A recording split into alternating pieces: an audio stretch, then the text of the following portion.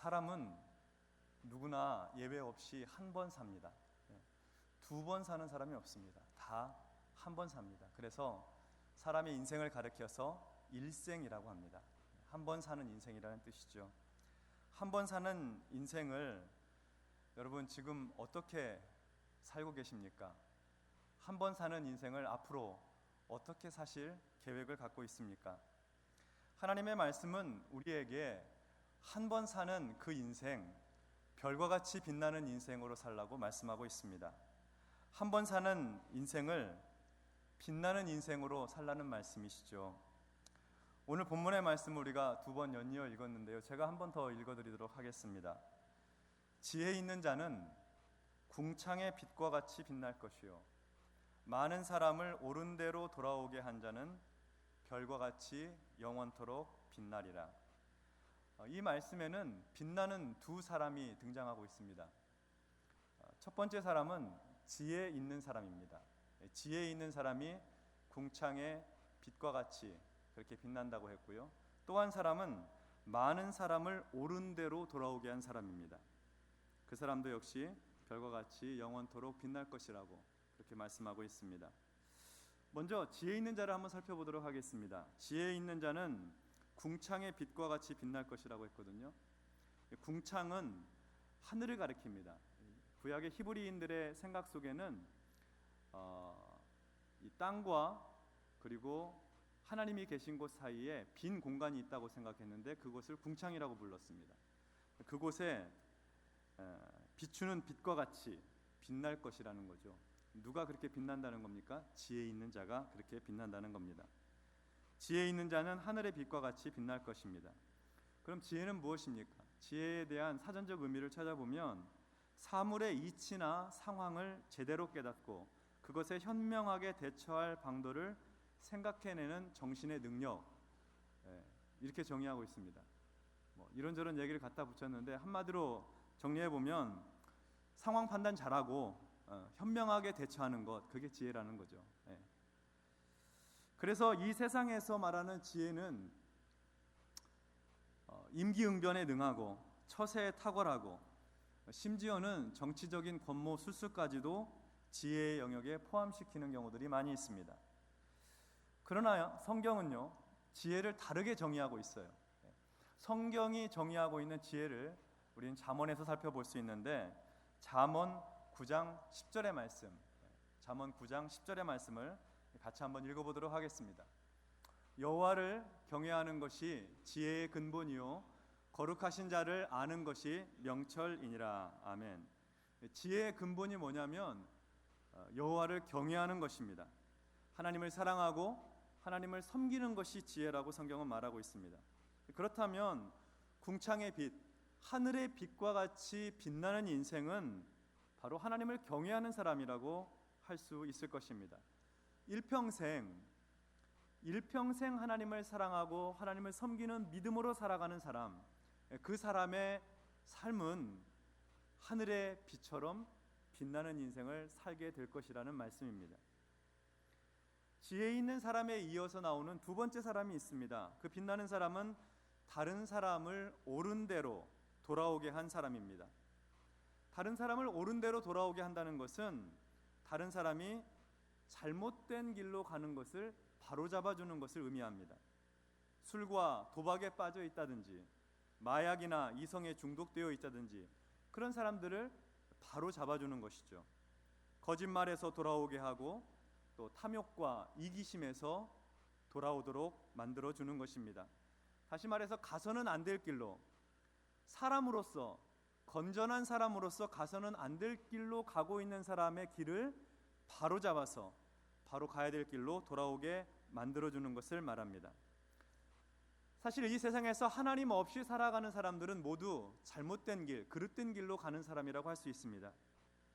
나는 젊고 건강하니까, 나는 먹고 살 만큼 돈이 있으니까, 나는 많이 배웠으니까, 나는 나를 믿으니까, 이렇게 생각하는 사람은 모두 교만한 사람입니다. 하나님 없이도 잘 살 수 있다라고 생각하는 생각이 그의 마음 기저에 깔려있는 사람입니다. 그 마음에는 하나님이 없습니다.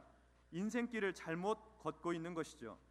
하나님 없이 살아가는 사람, 교만한 마음으로 살아가는 그 사람을 옳은 대로 돌아오게 하는 자, 그 사람이 하늘의 별과 같이 영원토록 빛나는 인생을 살 것이라고 말씀하고 있습니다. 누가 다른 사람을 옳은 대로 돌아오게 하는 사람입니까?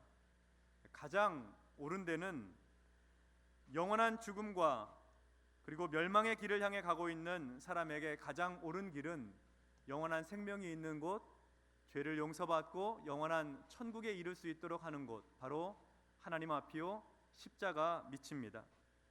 그러니까 빛나는 인생을 살기 원한다면 다른 사람이 하나님을 알 수 있도록, 십자가의 은혜를 알 수 있도록 도와주라는 뜻이겠지요.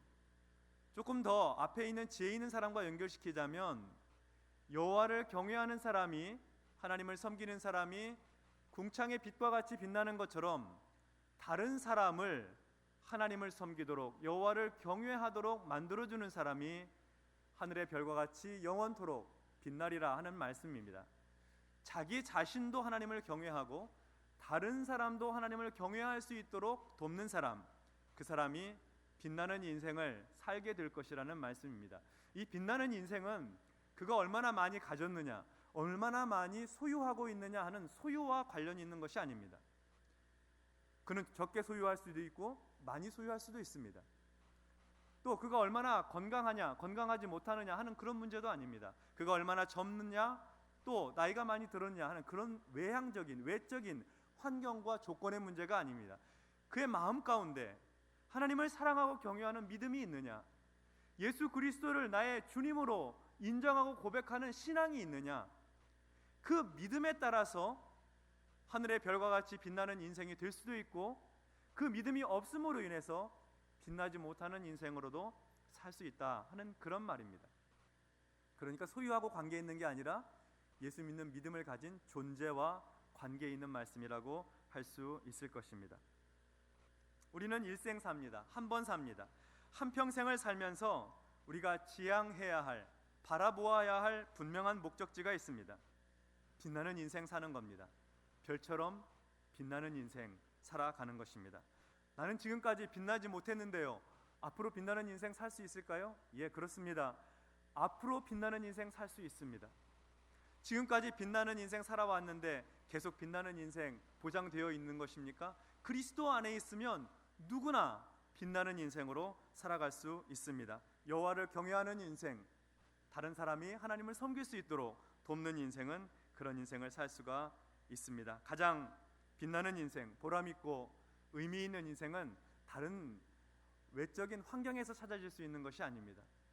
공부를 마치고 직장에 간절히 들어가고 싶은 사람은 직장에 들어가면 그때부터 빛나는 인생이 시작될 것이라고 생각하는 경향이 있습니다.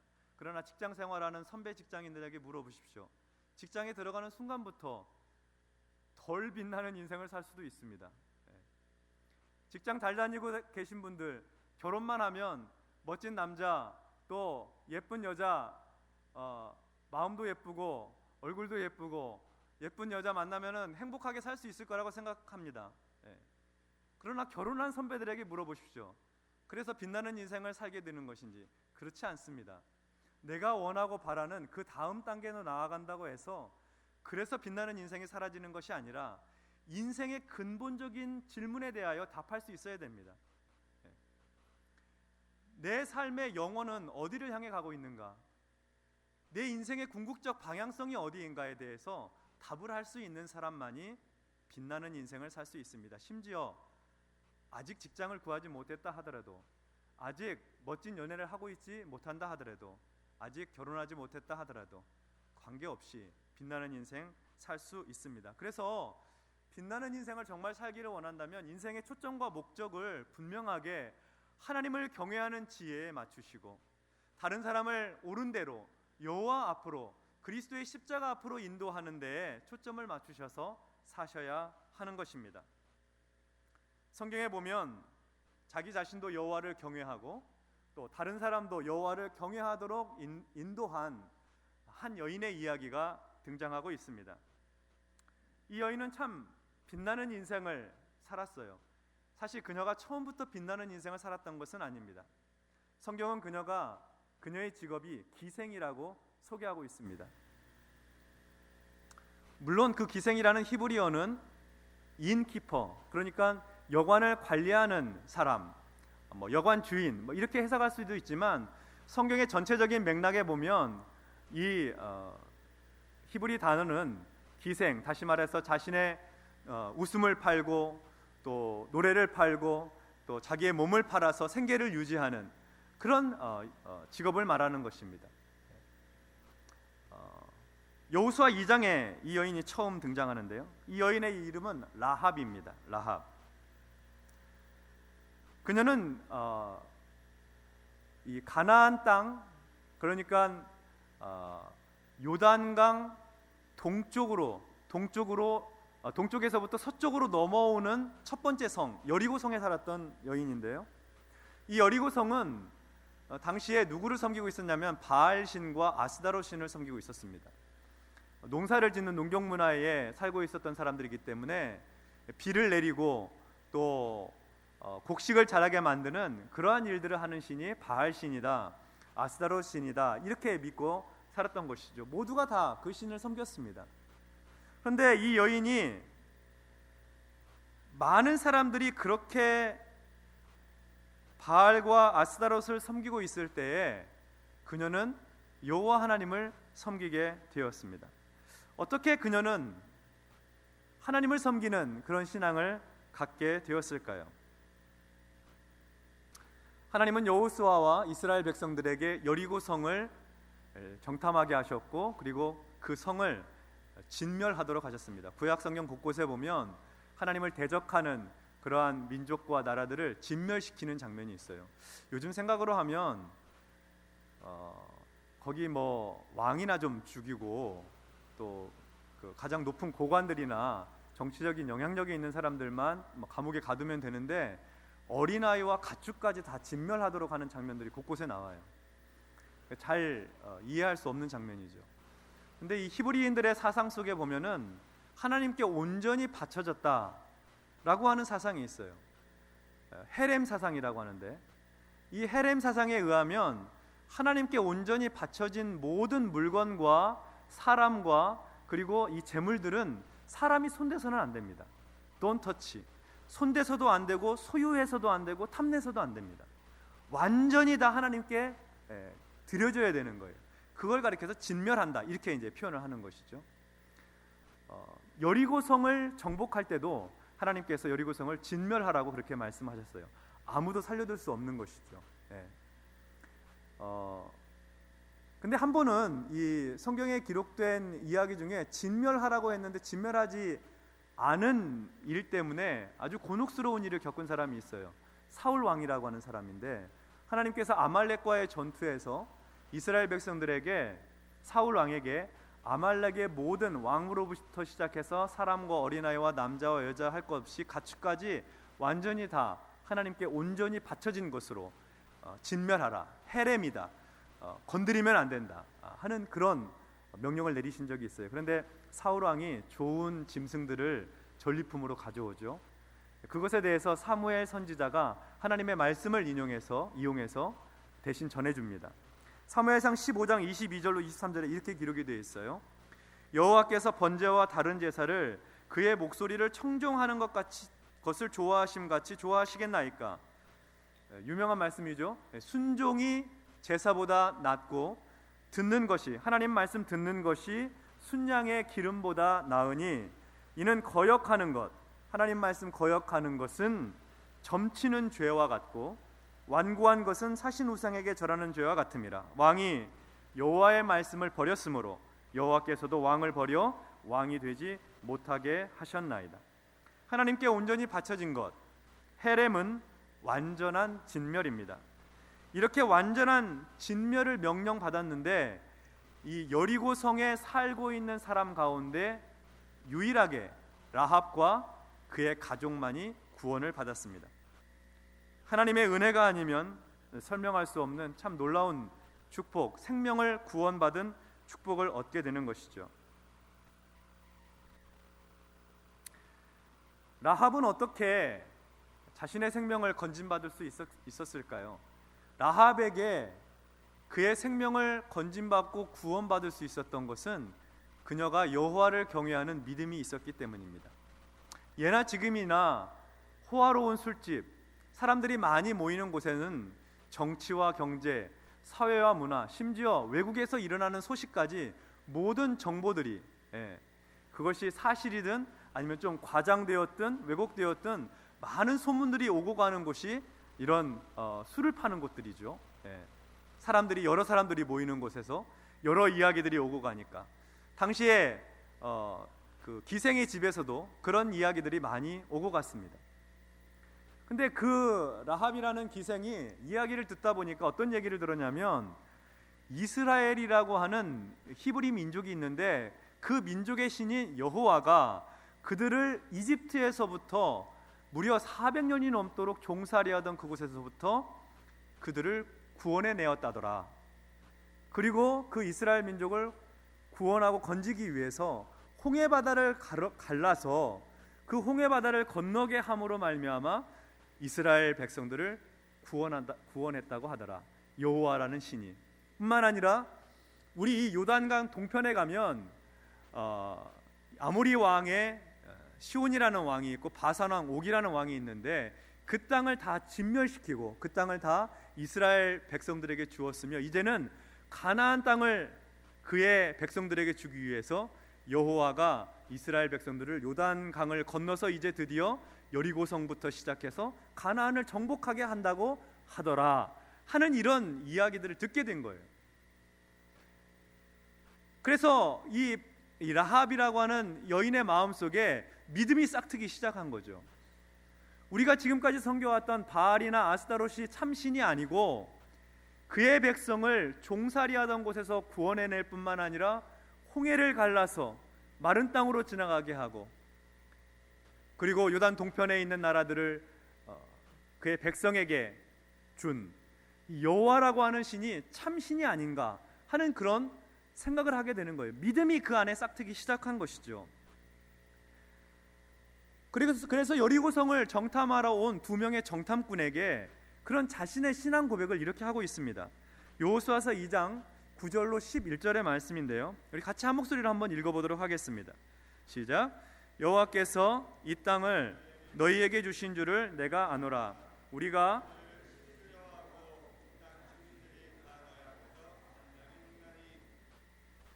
그 다음 구절. 이는 너희가 애굽에서 나올 때에 여호와께서 너희 앞에서 홍해물을 마르게 하신 일과 너희가 요단 저쪽에 있는 아모리 사람의 두 왕 시온과 옥에게 행한 일 곧 그들을 전멸시킨 일을 우리가 들었음이니라. 우리가 듣자 곧 마음이 녹았고 너희로 말미암아 사람이 정신을 잃었나니 너희의 하나님 여호와는 위로는 하늘에서도 아래로는 땅에서도 하나님이시니라. 아멘. 하나님에 대한 신앙 고백이에요. 너희 하나님 여호와는 위에서는 하늘에서도 하나님이시고 아래로는 땅에서도 참신 하나님이신 것을 내가 믿노라 하는 고백이죠. 그래서 여리고성을 정탐하러 온 이 두 정탐꾼을 자기 집 옥상, 이 3대 옷을 만드는 그 재료거든요. 3대를 말리기 위해서 널어놓은 3대 그 더미 밑에다가 숨겨주었어요. 여리고성의 왕이 정탐하러 들어온 두 정탐꾼에 대한 정보를 얻게 됩니다. 그래서 왕의 이름을 가지고 사람들을 보내서 라합에게 여기 정탐하러 들어온 사람들이 어디 있느냐 하고 그 사람들의 위치를 물어봐요. 왕의 이름으로 내려진 명령입니다. 나중에 거짓된 증언을 했다고 하면 처벌을 받을 수도 있는 그런 위험이 있는 상황이죠. 그런데 그런 위험 속에서도 그 사람들이 우리 집에 온 건 사실이지만 이미 밖으로 나갔으니까 뒤를 쫓아가라고 그렇게 얘기를 하고 정탐하러 온 두 사람들을 감춰줘요. 숨겨줘요. 살려줘요.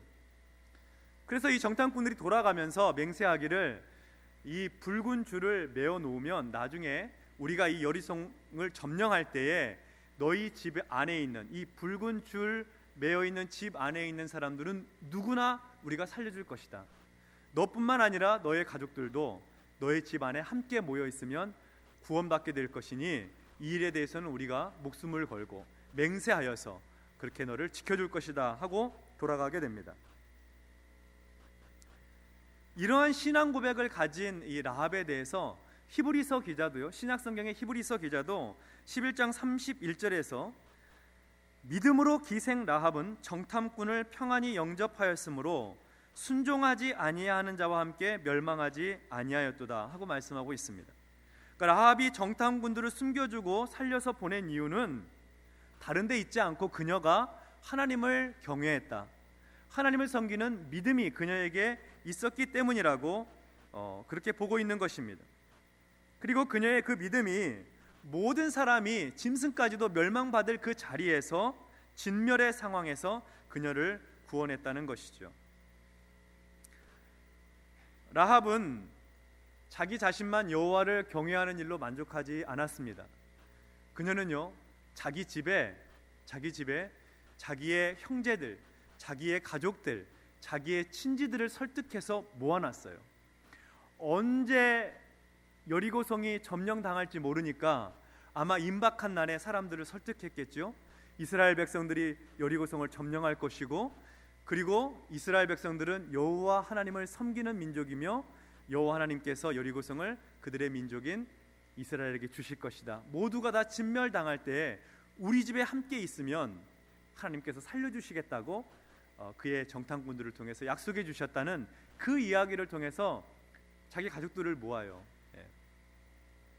설득하는 과정이 있었겠죠. 다른 사람을 옳은 대로 인도하는 과정 속에는요, 설득하는 과정과 작업이 필요해요. 그녀의 말에 얼마나 권위가 있고 힘이 있었는지 모르겠습니다. 그렇지만 우리가 생각해 보아도 그녀의 직업이 기생이잖아요. 자기의 가족과 친지와 그리고 자기 형제 중에 기생이라는 직업을 가진 그 여인의 말을 귀담아서 들을 만큼 그렇게 그녀의 말에 권위가 있었을까? 아마 자기 가족들을 설득하는 데 많은 시간과 그리고 노력을 기울였을 것입니다. 어쩌면 눈물로 호소했을지도 몰라요. 그래서 어쨌든 그녀의 말을 듣고 이 라합의 집에 모여있던 사람들은요, 누구나 여리고성이 점령당하여 진멸될 때에 구원을 받았습니다. 여호수아가 그의 군대에게 명령하기를 라합의 집에 있는 사람들은 미리 끌어내라, 이스라엘의 진영 밖으로 살려주어라, 그리고 나서 이제 여리고성을 점령하라, 그렇게 말을 했거든요. 여호수아 6장 17절에 이렇게 기록이 되어 있어요. 이 성과 그 가운데 있는 모든 것은 여호와께 온전히 바치되, 다시 말하면 진멸하되, 기생 라합과 그 집에 동거하는 자, 그 집에 함께 지금 살고 있는 그 사람들은 모두 살려주라. 이는 우리가 보낸 사자들을, 정탐꾼들을 그가 숨겨주었음이니라. 6장 22절 그리고 23절, 24절, 25절에는 더 구체적으로 말하고 있습니다. 우리 같이 한번 그 말씀 읽어볼까요? 시작.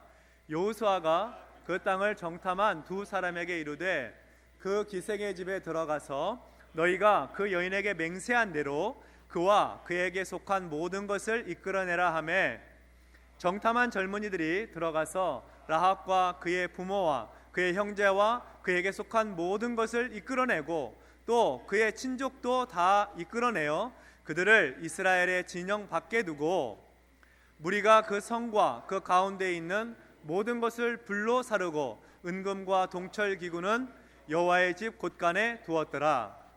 여호수아가 기생 라합과 그의 아버지의 가족과 그에게 속한 모든 것을 살렸으므로 그가 오늘까지 이스라엘 중에 거주하였으니 이는 여호수아가 여리고를 정탐하려고 보낸 사자들을 숨겼음이니라. 아멘. 그러니까 기생 라합은 여호와를 경외하는 지혜 있는 여인이었을 뿐만 아니라 다른 사람을 옳은 대로 인도한 그러한 여인이었던 것이죠. 다른 사람을 옳은 대로 인도하기 위해서는요, 다른 사람을 여호와를 경외하도록 만들기 위해서는 내가 여호와를 경외하는 믿음이 얼만큼 간절하고도 그리고 깊느냐 하는 것이 굉장히 중요합니다. 내 남자친구 신앙생활 좀 잘했으면 좋겠는데, 내 여자친구 믿음이 좀 좋았으면 좋겠는데, 내 형제들, 내 부모님 신앙생활 잘했으면 좋겠는데, 다른 사람을 옳은 대로 좀 인도하고 싶잖아요. 근데 다른 사람을 옳은 대로 인도하기 위해서 먼저 내가 여호와를 경외하는 믿음이 더 커지고 더 깊어져야 된다는 것입니다. 이것이 소위 말하는 영적인 삼투압 현상이에요. 영적으로 뜨거운 사람 곁에는요, 뜨뜻 미지기는 했던 사람도 같이 불타오르게 되는 거죠. 같이 열심을 내서 신앙생활하는 것입니다. 그러므로 내 친구가, 내 애인이, 내 사랑하는 가족이 더 열심히 하나님 사랑하고 섬기기 원한다면 내 믿음을 먼저 점검하고 내가 먼저 뜨겁게 신앙생활하고 내가 먼저 하나님 앞에 헌신된 그런 사람으로 살아가야 된다 하는 말씀입니다. 여러분, 라합의 이야기는 여기가 끝이 아닙니다. 라합은 이스라엘 백성 가운데 함께 살면서요, 살몬이라고 하는 유다지파 남자와 결혼을 하게 돼요. 근데 이 살몬이라는 유다지파 남자와 결혼을 하고 나서 낳은 아들이 있는데, 이 낳은 아들이 누구냐면 보아스라고 하는 사람입니다. 여러분, 보아스라고 하는 이름 들어보셨죠?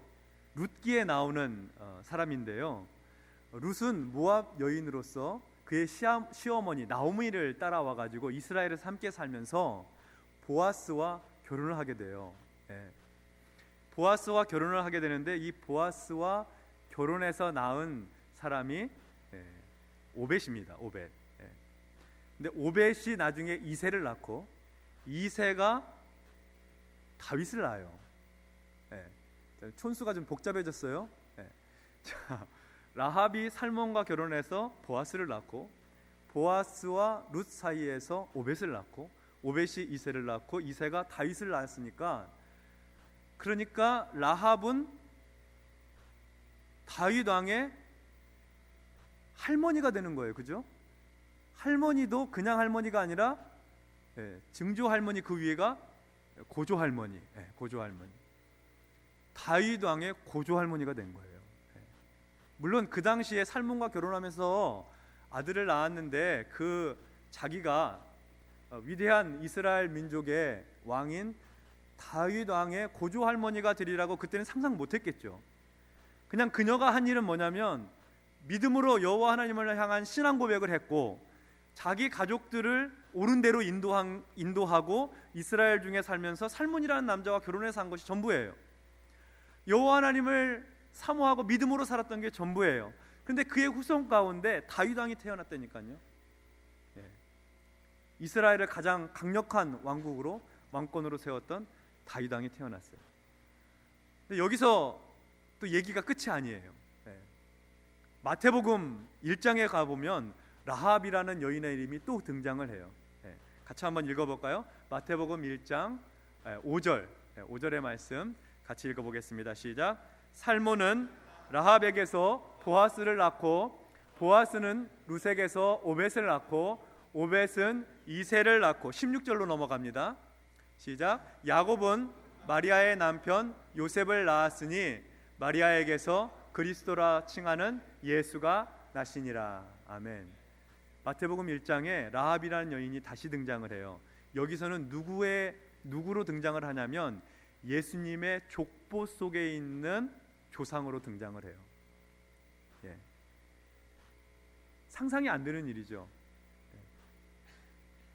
그녀는 여리고성에 사는 기생이었어요. 이전에는 그렇게 살아왔다는 얘기예요. 그러나 여호와 하나님을 자신의 하나님으로 경외하는 그런 믿음을 갖게 되고, 또 자기의 가족을 옳은 대로 인도하는 그런 믿음으로 그들을 인도하게 되자 그야말로 하늘의 별과 같이 빛나는 여인이 된 것이죠. 영원토록 빛나는 그런 인생을 살게 된 것입니다. 사랑하는 청년 여러분, 지금까지 일생을 어떻게 살아오셨습니까? 또 앞으로 어떤 인생 살기를 원하세요? 한번 사는 인생, 빛나는 인생으로 한번 살아가야 되지 않겠습니까? 세상의 높은 자리를 차지해서 돈을 많이 벌어서 그래서 빛나는 인생이 아니라 하나님을 사랑하고 하나님을 섬기는 믿음을 가지고 빛나는 인생 살아가야 되지 않겠습니까? 나뿐만 아니라 내 주변에 있는 사람들을 옳은 대로 인도함으로 말미암아 영원토록 빛나는, 별과 같이 빛나는 인생 살아가야 되지 않겠습니까? 오늘 살아가는 하루하루의 삶을 통해서 내가 하나님 여호와를 경외하고 내 주변에 있는 사람들을 옳은 대로 인도함으로 말미암아 다니엘 12장 3절에 기록된 바와 같이 영원토록 별과 같이 빛나는 인생 살아가게 되시기를 주님의 이름으로 축원합니다. 기도하겠습니다.